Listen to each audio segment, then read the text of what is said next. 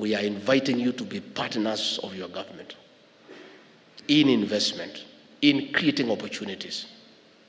And we are inviting you also to be on the lookout and take time to be our ambassadors, to look for investors where you are and interest them to come and invest here in Kenya to create employment and to enlarge our space for tax collection. If you find, I was in Munich in Germany and I met many people and they are interested in investing here, but nobody had ever talked to them. They were amazed when I told them about Kenya and the opportunities that are available. That Kenya is an anchor state, is a stable country, is a good democracy, is peaceful, and is a gateway to Africa. We have a working financial system. And over and above, I interested them that even as they invest here, they can take advantage of our tourism facilities, the Masai Mara, the Amboseli, the coast beaches. I want to appeal to you people to be our good ambassadors. Interest people in our tourism destinations. We have the best tourism destinations in the world. And you can also help your country because it's good to be patriotic and to do something for your motherland.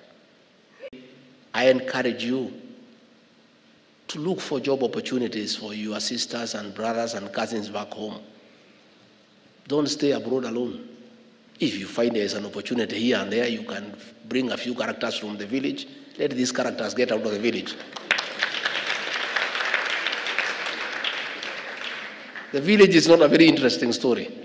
And you know, it's good to stay in the village, but it's also good to go and come back. In fact, the village is very interesting when you have been away and then you come back to the village.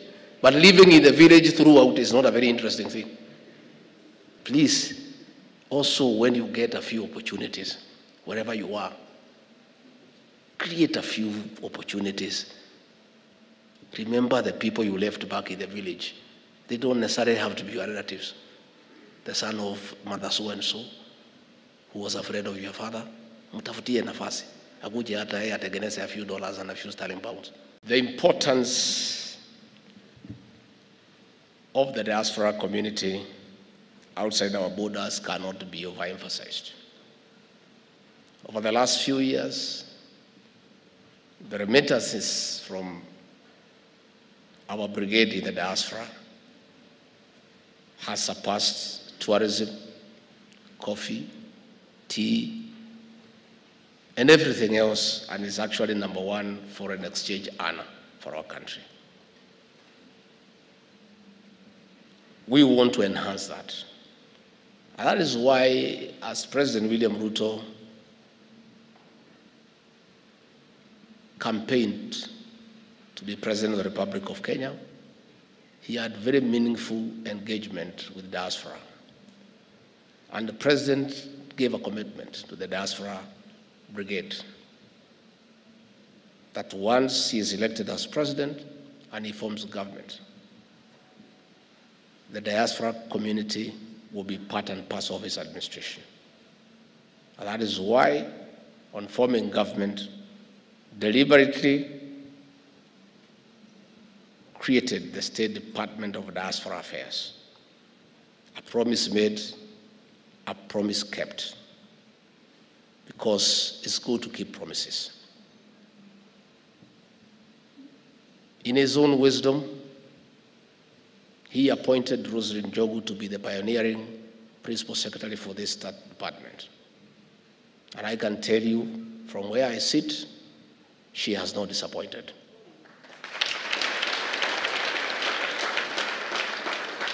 As principal assistant to the president, and as the one who chairs cabinet committees and oversees the implementation of cabinet decisions, if there is one appointment in his administration that the president got it right, spot on, is one of PS Rosalyn Njogu.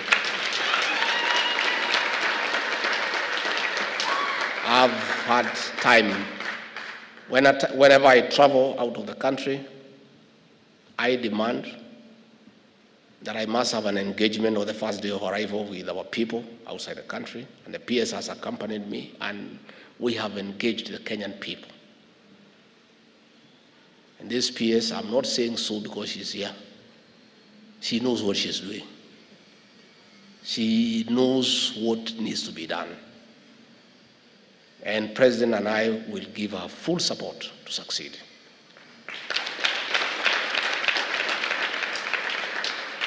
I have told KTDA, I have told New KPCU, I've just talked to people from Ketepa. Our coffee is the best in the world.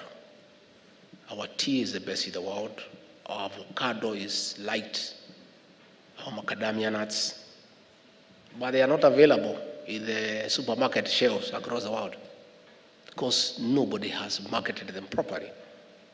Yet is the best. I have asked them to consider a marketing strategy with the diaspora. Instead of bringing marketers all the way from Kenya because it's expensive, engage the diaspora people so that they can market those products as a side hustle at not too much a cost. And you people can do it. I was in Colombia in a coffee conference and I came across a few Kenyans. And when I asked them what they do, they told me, I asked them, why don't you market our coffee? They say we do, but we don't have a structure. And we can do it because we are here. We know that we understand this area. We understand this space. I'll be engaging various people concerned with having products that are popular outside our borders. And we'll discuss with the peers how we can engage with our diaspora community so that with a small stipend, we can engage people already in those countries who understand the market, who understand the space, to be promoters of our various brands. And that's the only way what we are trying to do in terms of enhancing food security and asking people to produce more. We must have a corresponding market outside the country where our products can go. So you are a very important component of our country's development. And we are really depending on you. And that is why the president created this State Department. And our ambassadors and high commissioners have very clear instructions to work with you closely because you understand where you are. You understand it more than even the ambassadors and the high commissioner. Most of you have lived abroad for many years. You understand those people. You know their culture. You know their tradition. You know their likes, you know their dislikes. You know how to endear ourselves and our products to them because you are part of that culture.